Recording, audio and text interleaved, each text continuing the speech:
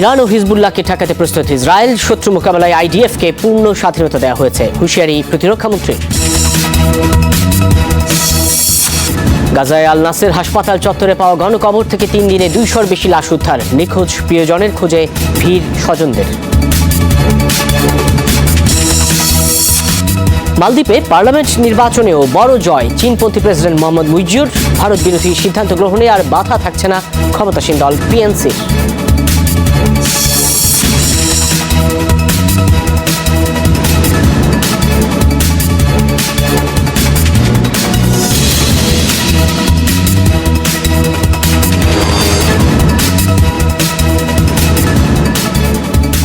এতক্ষণ শিরোনাম দেখছিলেন। আন্তর্জাতিক অঙ্গনের আরও কিছু খবর নিয়ে আপনাদের সাথে আছি আমি সাইফুদ্দিন রবিন। যুদ্ধ স্তিমিত হয়ে এলেও ইরান এবং হিজবুল্লাহকে ঠেকাতে প্রস্তুত ইসরায়েল, যে কোনো সময় শত্রুদের উপর হামলা চালানোর এখতিয়ার রয়েছে আইডিএফের, এমন হুঁশিয়ারি দিলেন ইসরায়েলি প্রতিরক্ষামন্ত্রী। অন্যদিকে দেশটির যুদ্ধকালীন মন্ত্রিসভা জানিয়েছে, তেহরানের ক্ষেপণাস্ত্র ধ্বংসের পাশাপাশি দেশটির ভূখণ্ডে পাল্টা হামলার মাধ্যমে নিজেদের সক্ষমতা প্রমাণ করেছে তেল আবিব। ইসরায়েলের নেভাতিম বিমান ঘাঁটি সম্প্রতি ইরানের ক্ষেপণাস্ত্রের আঘাতে ক্ষতিগ্রস্ত হয় ঘাঁটিটির একাধিক অংশ। বিভিন্ন গণমাধ্যমে প্রকাশিত স্যাটেলাইট ছবিতে স্পষ্ট বিমান ঘাঁটির ক্ষয়ক্ষতি। চলছে ক্ষতিগ্রস্ত অংশ সংস্কারের কাজও। ইরান ইসরায়েলের পাল্টাপাল্টি হামলাকে কেন্দ্র করে সৃষ্ট যুদ্ধ উত্তেজনা এখন অনেকটি স্তিমিত, তবে সীমান্ত এলাকায় সর্বোচ্চ সতর্কতা নিয়ে প্রস্তুত দুই দেশেরই সামরিক বাহিনী। ইসরায়েলের প্রতিরক্ষামন্ত্রী ইয়োভ গ্যালান্ট হুঁশিয়ারি জানিয়ে বলেন, ইরান এবং হিজবুল্লাহকে ঠেকাতে পূর্ণ প্রস্তুতি আছে আইডিএফের, এমনকি পাল্টা হামলা করতেও কারো অনুমতির প্রয়োজন হবে না। পূর্বাঞ্চলে প্রস্তুত আছে আমাদের বাহিনী। হিজবুল্লাহ যদি কোনোভাবে সীমান্ত পার করে প্রবেশের চেষ্টা করে তাহলে কঠোর জবাব দেওয়া হবে। গোলান উপত্যকাতেও ইরানকে ঠেকাতে প্রস্তুত আমরা। শত্রুদের উপর যে কোনো সময় হামলা করতে সক্ষম আমরা, এবং এই হামলা চালাতে কারো অনুমতি নেওয়ারও প্রয়োজন নেই আমাদের। এদিকে দেশটির যুদ্ধকালীন মন্ত্রিসভার সদস্য বেনি গাঞ্জ জানিয়েছেন, শত্রুদের যে কোনো হামলা ঠেকাতে সক্ষম আইডিএফ। মিত্রদের সহযোগিতা এবং ইসরায়েলি সেনা সদস্যদের সাহসিকতার কারণেই আমরা ইরানের হামলাকে ঠেকিয়ে দিতে সক্ষম হয়েছি। আমরা প্রমাণ করেছি যে প্রযুক্তিগত দিক থেকে আমাদের সামরিক কৌশল অনেক বেশি কার্যকরী। এবার আমাদের লক্ষ্য কূটনৈতিকভাবে ইরানকে পর্যদস্ত করা।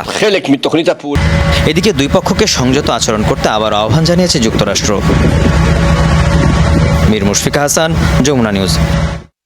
লেবানন ভূখণ্ডে ইসরায়েলের ছোড়া ড্রোন ভূপাতিতের দাবি করেছে হিজবুল্লাহ গোষ্ঠী। বিষয়টি স্বীকারও করেছে তেল আবিব। হিজবুল্লাহর দাবি, সাধারণ মানুষকে লক্ষ্য করে ছোড়া হয়েছিল ড্রোনটি, প্রতিহতের কারণে এড়ানো গেছে প্রাণহানি। সামাজিক যোগাযোগ মাধ্যমে দেওয়া বার্তায় ইসরায়েলের সামরিক বিভাগ আইডিএফ জানায়, হিজবুল্লাহর ঘাঁটি লক্ষ্য করে চালানো হয়েছিল অভিযান। ভূমি থেকে আকাশে উৎক্ষেপণযোগ্য মিসাইলের মাধ্যমে ঠেকানো হয়েছে তাদের ক্ষেপণাস্ত্র। কেন্দ্রটি লক্ষ্য করে পরবর্তীতে আবারও হামলা চালায় আইডিএফ। গাজায় আগ্রাসন শুরুর পর থেকেই উত্তপ্ত লেবানন ইসরায়েল সীমান্ত। নিয়মিত চলছে পাল্টাপাল্টি হামলা। এখন পর্যন্ত প্রাণ হারিয়েছে হিজবুল্লাহর 285 সদস্য।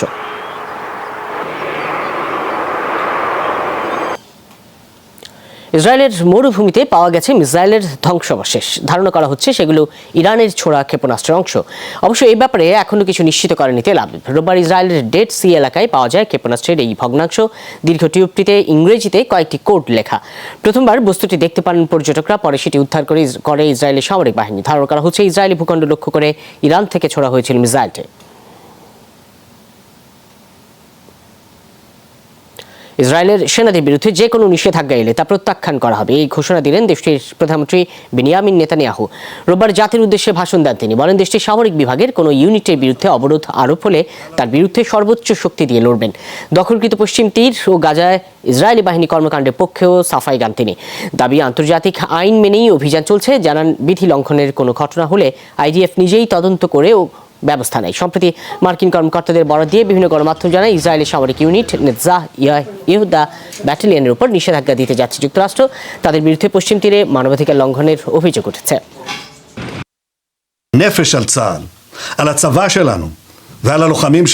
কেউ যদি ভাবে আমাদের সামরিক বিভাগ আইডিএফ এর কোনো ইউনিটের উপর নিষেধাজ্ঞা আরোপ করবে, আমি সর্বোচ্চ শক্তি দিয়ে লড়ব।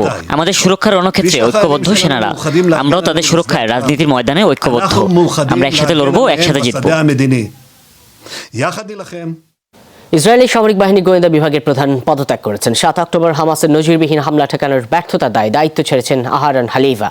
সোমবার বিবৃতিতে এই তথ্য জানিয়েছে ইসরায়েলি সামরিক বাহিনী। এতে বলা হয়, গেল বছরের 7 অক্টোবর হামাসের নজিরবিহীন হামলা সম্পর্কে আগে থেকে কোনো তথ্য ছিল না গোয়েন্দা সংস্থার কাছে।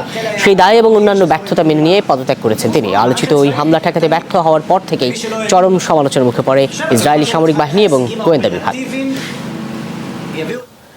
গাজায় ইসরায়েলি আগ্রাসনে নিহত ফিলিস্তিনির সঠিক সংখ্যা আসলে কত?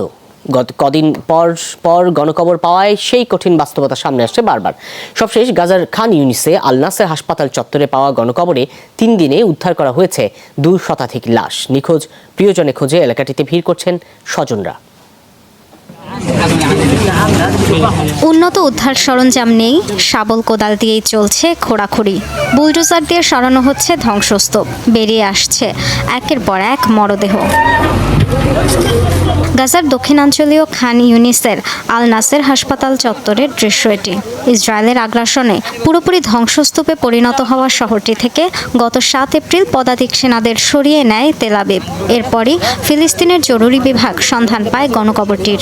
গত শুক্রবার শুরু হয় উদ্ধার তৎপরতা। এ পর্যন্ত 200-র বেশি মরদেহ বের করা হয়েছে গণকবরটি থেকে। এখানকার পরিস্থিতি কল্পনার বাইরে। এভাবে নিজের প্রিয় মানুষের মরদেহ পাওয়া কত যে কঠিন। এর আগে গাজার আল শিফা হাসপাতাল কমপ্লেক্স ও বেইত লাহিয়া এলাকায়ও মিলেছিল 2টি গণকবরের সন্ধান। বেইত লাহিয়ায় ধ্বংসস্তূপের নিচ থেকে বের করে আনা হয় 20টি মরদেহ। হামলার কারণে ঘর ছেড়েছিলাম। এখানে ফিরে দেখি আমাদের বাড়িঘর গড়িয়ে দিয়েছে। শহীদদের মরদেহ স্তূপ করে ফেলে রেখেছে। ধ্বংসস্তূপের নিচ থেকে এ পর্যন্ত 20টি মরদেহ বের করা হয়েছে। গাজায় ইসরায়েলের নৃশংস হামলার জেরে কেবল খান ইউনিসেই নিখোঁজ 2000-এর বেশি মানুষ। মধ্যাঞ্চলে আরও 1000। 6 মাসের বেশি সময় ধরে চলমান হামলায় উপত্যকায় প্রাণহানি ছাড়িয়েছে 34,000। Dorothy Tasrin, Jamuna news. Israeli হামলায় মায়ের মৃত্যু হলেও নাটকীয়ভাবে বেঁচে গেল গর্ভের সন্তান। অস্ত্রোপচারের মাধ্যমে শিশুটিকে পৃথিবীর আলো দেখান চিকিৎসকরা। রোববার রাতে রাফা এলাকায় বিমান হামলা চালায় ইসরায়েল। তাতে কুয়েতি হাসপাতালের কাছেই প্রাণ হারান এক ফিলিস্তিনি, তার স্ত্রী ও 3 বছরের সন্তান। ওই নারী ছিলেন অন্তঃসত্ত্বা। দ্রুত হাসপাতালে নেওয়া হলে ডাক্তাররা সি সেকশনে যান। প্রাণে বাঁচে গর্ভে থাকা কন্যা সন্তান। কোনো নির্দিষ্ট নাম রাখা হলেও শিশুটির পরিচয় লেখা হয়েছে শহীদ সাবরিন আল সাকানির মেয়ে। বর্তমানে হাসপাতালের নিবিড় পর্যবেক্ষণ বিভাগে রাখা হয়েছে শিশুটিকে। একই রাতে দ্বিতীয় দফা বিমান হামলায় প্রাণ যায় একই পরিবারের 13 শিশু ও 2 নারীর। গাজা উপত্যকায় ইসরায়েলি আগ্রাসন বন্ধের দাবিতে বিক্ষোভে উত্তাল বিভিন্ন দেশ। করাচি, মাদ্রিদ ও ইস্তাম্বুল সহ বহু শহরে হয়েছে প্রতিবাদ কর্মসূচি। রোববার সেগুলোই যোগ দেন হাজার হাজার মানুষ। ইস্তাম্বুলের আন্দোলন থেকে এসেছে অবিলম্বে যুদ্ধ বন্ধের দাবি। এ সময় বিক্ষোভকারীদের হাতে খুনি ইসরায়েল মুক্ত হবে ফিলিস্তিন স্লোগানে ব্যানার ও পোস্টার দেখা যায়। প্রতিবাদ মিছিলের বড় অংশ জুড়েই ছিল বিভিন্ন বিশ্ববিদ্যালয়ের শিক্ষার্থীরা। তারা বলেন, গাজায় চলমান আগ্রাসন এখন শুধু মুসলিমদের সমস্যা নয়, বরং মানবিক সংকট। করাচিতে সেন্ট্রাল মুসলিম লীগের ডাকে বিক্ষোভে জড়ো হন হাজারো মানুষ। সে সময় ইসরায়েলি পণ্য বর্জনের মাধ্যমে প্রতিবাদ জানান তারা। ফিলিস্তিনিদের নিজেদের ভাই হিসেবে আখ্যা দেন ক্ষুব্ধ পাকিস্তানিরা। এদিকে স্পেনের রাজধানীতেও হয়েছে বিক্ষোভ। ইসরায়েলকে সব ধরনের অস্ত্র সরবরাহ বন্ধের দাবি তোলেন তারা। একই সাথে হামাসের হাতে জিম্মিদেরও মুক্তি দাবি করেন স্প্যানিশরা। জিম্মি মুক্তির দাবিতে উত্তাল ইসরায়েল। রোববার কালো পোশাকে রাজপথে নামেন বিক্ষোভকারীরা। এই সময় বন্দীদের উদ্ধারে ব্যর্থ হওয়ায় নেতানিয়াহু সরকারের পদত্যাগের দাবি ওঠে। রাজধানী তেল আবিবের গুরুত্বপূর্ণ সড়ক অবরোধ করে চলে বিক্ষোভ কর্মসূচি। তাদের হাতে ছিল ইসরায়েলি পতাকা। কফিন কাঁধে নিয়েও ক্ষোভ প্রকাশ করেন ভুক্তভোগী পরিবারগুলো। যুদ্ধের 6 মাস পেরোলেও ফেরানো যায়নি জিম্মিদের। খাবারের অভাবে কারাগারে মারা গেছে কয়েকজন। ইসরায়েলি হামলায়ও প্রাণ গেছে অনেক জিম্মির। বিক্ষোভকারীদের অভিযোগ, টালবাহানায় দিনের পর দিন নষ্ট করছে প্রশাসন। বন্দীদের উদ্ধারের প্রতি মনোযোগ নেই, বরং হামাস নির্মূলে চালিয়ে যাচ্ছে যুদ্ধ। মধ্যপ্রাচ্যে চলমান উত্তেজনার জন্য ইসরায়েলকে দায়ী করেছেন হামাসের প্রধান ইসমাইল হানিয়া। তুরস্কে সফররত ফিলিস্তিনি স্বাধীনতাকামী সংগঠনটির প্রধান দেশটির গণমাধ্যমকে দেওয়া সাক্ষাৎকারে এই অভিযোগ করেন। বলেন, একদিকে ইরানের সাথে সংঘাত উস্কে দিচ্ছে তেল আবিব, অন্যদিকে সচেতনভাবেই ভেস্তে দেওয়া হচ্ছে গাজার যুদ্ধবিরতি। এ সময় হানিয়া ক্ষোভ জানিয়ে বলেন, গেল কয়েক মাস ধরেই আন্তর্জাতিক পর্যবেক্ষক এবং মধ্যস্থতাকারীরা চেষ্টা করছেন গাজায় যুদ্ধবিরতির, কিন্তু ইসরায়েল তা প্রত্যাখ্যান করায় ভেস্তে গেছে শান্তি প্রক্রিয়া। গাজা পশ্চিমটি সহ ফিলিস্তিনের কোনো অংশই দখলদার বা অন্য কারো দ্বারা নিয়ন্ত্রিত হতে দেব না আমরা। আমরাই ফিলিস্তিনের অংশ। সবাই মিলে একটি জাতীয় ঐক্য সরকার প্রতিষ্ঠা করতে পারি। আর ইরানের সাথে আঞ্চলিক দ্বন্দ্বের জন্য ইসরায়েলি দায়ী। হামাস নেতা ইসমাইল হানিয়ার বোনের বিরুদ্ধে সন্ত্রাসবাদের অভিযোগ গঠন করল ইসরায়েল। তাকে আটকের একটি ভিডিও প্রকাশ করেছে দেশটির পুলিশ বিভাগ। রাষ্ট্রীয় অ্যাটর্নি জেনারেল জানান, রোববার শুরু হয়েছে 57 বছর বয়সী সাভা আল সালেমের বিচার কাজ। চার্জশিটে একটি সন্ত্রাসী গোষ্ঠীর সাথে যোগাযোগ এবং উস্কানির অভিযোগ আনা হয়েছে। অভিযোগপত্রে আরও বলা হয়, 7 অক্টোবর হামাসের হামলার প্রশংসা করে হানিয়া সহ বেশ কয়েকজনকে ভিডিও বার্তা পাঠিয়েছেন। ইসরায়েলের দক্ষিণাঞ্চলীয় শহর তেল শেভায় বসবাস করতেন সাভা। 1 এপ্রিল আর্লি জন নামের এক অভিযানে নিজ বাড়ি থেকে তিনি আটক হন। তার বাড়ি থেকে হামাসের সাথে যোগাযোগের বিভিন্ন প্রমাণ মিলেছে এমন দাবিও তেল আবিবের।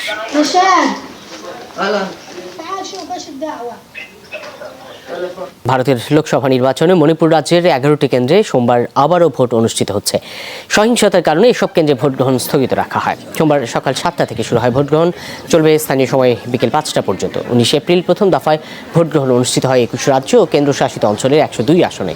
সে সময় সংঘাত হয় বিভিন্ন পক্ষের মধ্যে। কর্তৃপক্ষ জানায়, রাজনৈতিক দল এবং বিভিন্ন সশস্ত্র গোষ্ঠীর মধ্যে সহিংসতার কারণে ভোট স্থগিত রাখা হয়। 3 জেলার 11টি কেন্দ্রে চলছে পুনরায় ভোট গ্রহণ।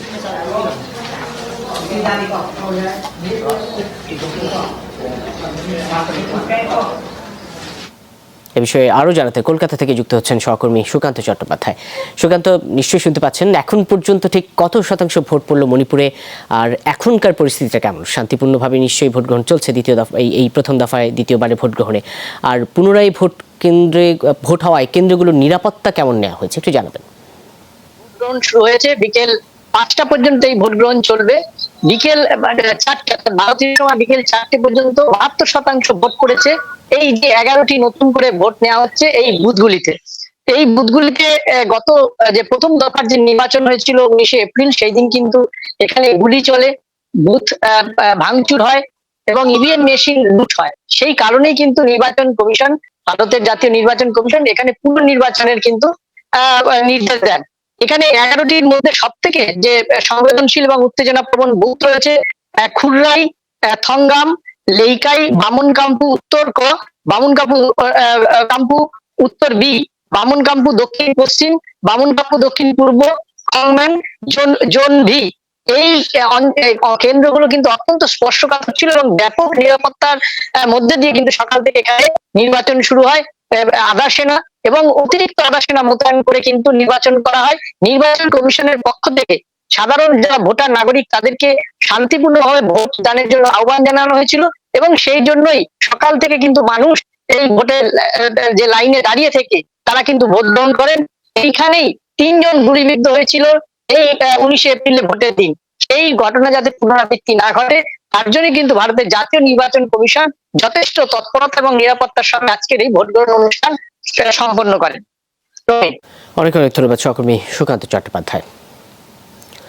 মালদ্বীপে পার্লামেন্টের নিয়ন্ত্রণ পাচ্ছে প্রেসিডেন্ট মোহাম্মদ মুইজ্জুর দল পিপলস ন্যাশনাল কংগ্রেস পিএনসি। প্রাথমিক ফলাফলে 93টি আসনের 2/3 বেশি দখলে নিয়েছে চীনপন্থী দলটি। এর ফলে বেইজিং এর সাথে চুক্তি বা সিদ্ধান্ত গ্রহণে পার্লামেন্টে বাধার মুখে পড়তে হবে না ভারত বিরোধী মুইজ্জুকে।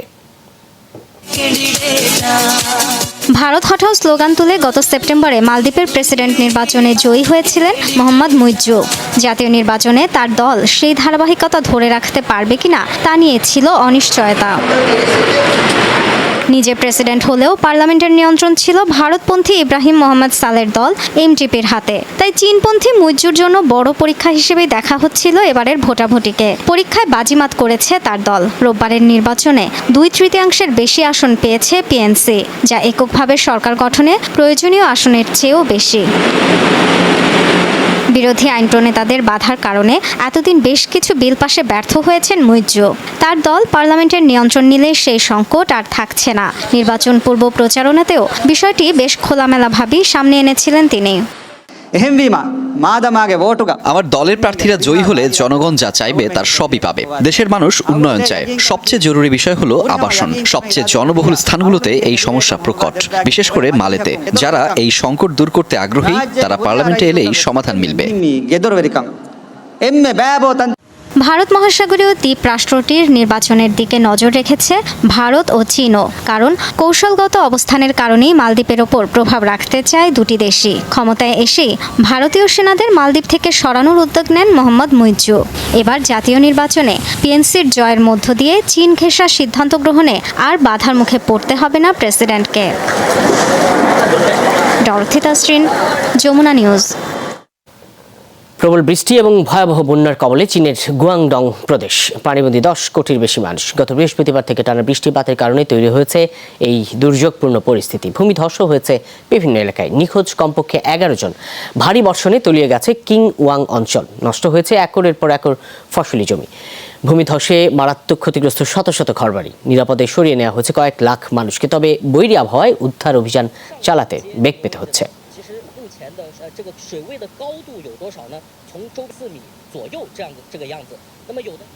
মধ্যপ্রাচ্য ও ইউরোপে যুদ্ধের দামামার মধ্যেই আফ্রিকায় প্রশ্নের মুখে যুক্তরাষ্ট্রের আধিপত্য। জনরোষে নাইজার থেকে সেনা ঘাঁটি সরাতে বাধ্য হচ্ছে ওয়াশিংটন। মূলত মার্কিনীদের হটিয়ে মস্কোর সাথে ঘনিষ্ঠতা বাড়াচ্ছে দেশটির জান্তা। এরই মধ্যে নাইজারে সামরিক প্রশিক্ষক এবং সরঞ্জাম পাঠাচ্ছে পুতিন প্রশাসন। বেশ কয়েকদিন ধরেই এমন বিক্ষোভে উত্তাল নাইজার। দেশটি থেকে মার্কিন সেনা সরিয়ে নেওয়ার দাবিতে রাজধানীতে বিক্ষোভ করছেন শত শত সাধারণ নাগরিক। বর্তমানে নাইজারে 1000-এর বেশি মার্কিন সেনা রয়েছে। আইএস ও আল কায়দা নির্মূলের কথা বলে 2018 সালে নাইজারে ঘাঁটি স্থাপন করে ওয়াশিংটন।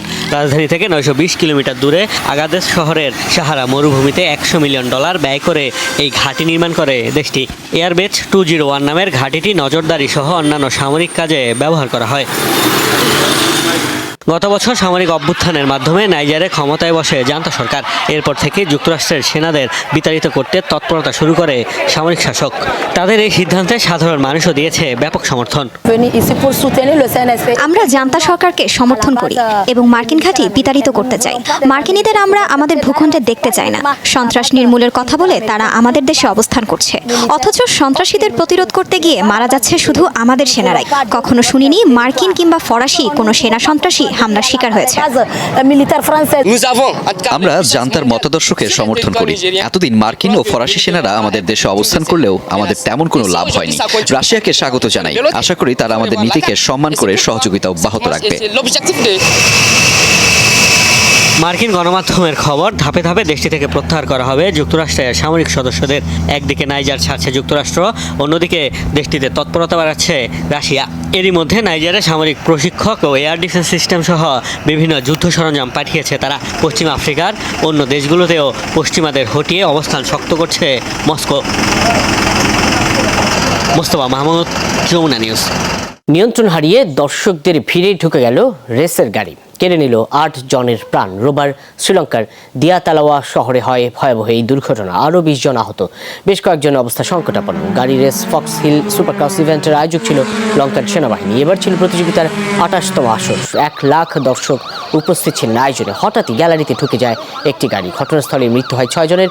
সামরিক হাসপাতালে নেওয়ার পর মৃত্যু হয় বাকিদের। নিহতদের তালিকায় রয়েছে 8 বছর এক শিশু। বাতিল হয়েছে ইভেন্ট, চলছে তদন্ত।